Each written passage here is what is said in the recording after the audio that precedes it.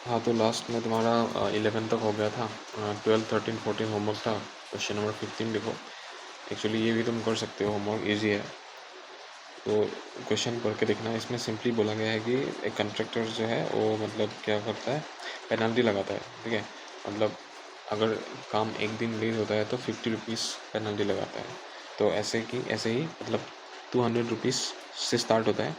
उसके बाद एक दिन अगर लेट होता है तो 50 रुपीज़ का पेनल्टी लगा, मतलब 250 रुपीज़ हो गया। 2 दिन लेट हुआ तो 50 रुपीज़ का और लगा, मतलब 300 रुपीज़ हो गया। अच्छा, तो ऐसे ही उसमें अगर वो कॉन्ट्रैक्टर टोटल 30 डेज लेट करता है काम को करने के लिए, तो उसको कितना पेनल्टी देना पड़ेगा। मतलब यहाँ पे सिंपली तुम्हें S30 का वैल्यू निकालना है। ठीक है, S30 का वैल्यू तुम्हें निकालना है। मतलब n/2 twice a plus n-1 × d, ये तुम्हें करना है। अच्छा, यहाँ से तुम्हें a मिल जाएगा। a कितना है, 200 होगा। देन अच्छा ठीक है, a कितना होगा, 200। उसके बाद n मतलब नंबर ऑफ डेज, ये तुम्हें निकालना है। ठीक है, d जो है common difference is 50 rupees. Okay, ठीक है, तो ये यहाँ पे निकाल सकते हो। ये S30 ईजी है। चलो ये होमवर्क कर लेना था। ठीक है, क्वेश्चन नंबर 16 देखते हैं। और साइड में तुम बुक निकाल लेना तुम्हारा। ठीक है, क्योंकि जब मैं क्वेश्चंस को ऐसे कराते जाऊँगा, ये ऐसे क्वेश्चंस ऊपर चलते जाएंगे मतलब। ठीक है, तो ये तुम्हें बुक से ही मिलेगा अच्छे से, तो उसको साइड में रख लेना बुक को। तो 16 में देखो ये भी एक्चुअली इजी है, इतना मुश्किल नहीं है। क्वेश्चन नंबर 16 मतलब प्राइस डिस्ट्रीब्यूशन की बात कर रहा है। ओके,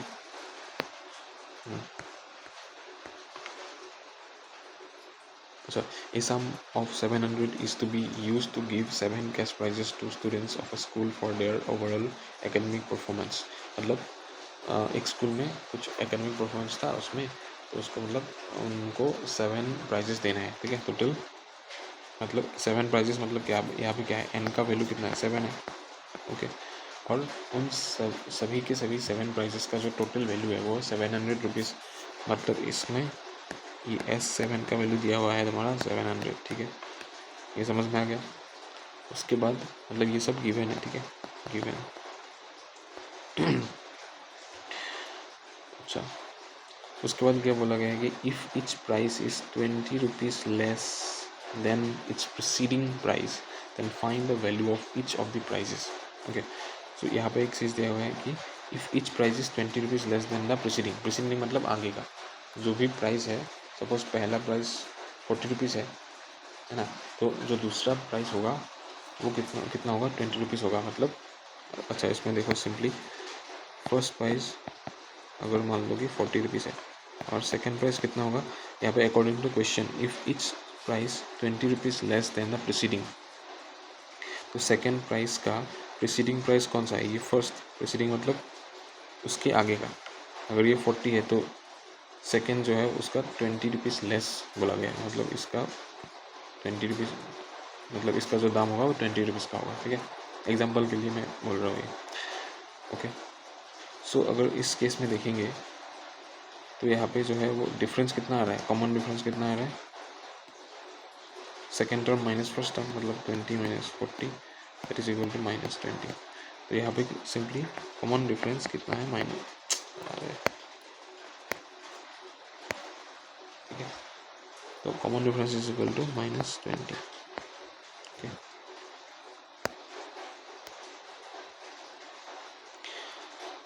ओके, सो क्या निकालने के लिए बोला था, हाँ, so find the value of each of the prices.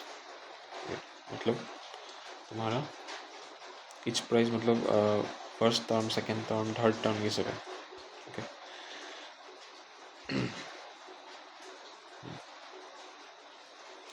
अच्छा, उसके बाद देखो यहाँ पे n का वैल्यू 7 है और Sn मतलब S7 इज इक्वल टू 700 है।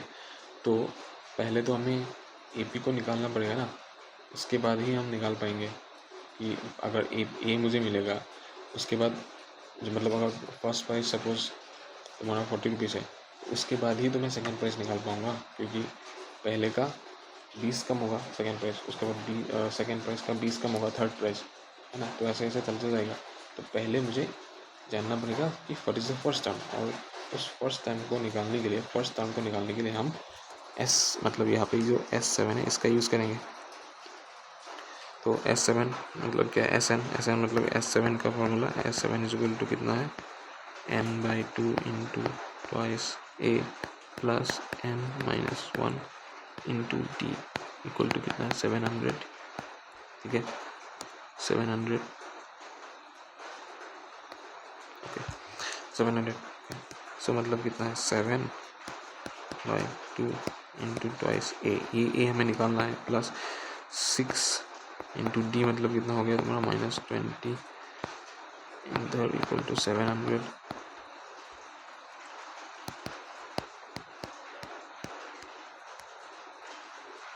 ठीक है ये इतना ये पर माइनस होगा इतना इक्वल टू 700। तो इधर तुम्हारा सॉरी यहाँ पे मैंने 20 लिख दिया। ओके सॉरी यहाँ पे 2 होगा।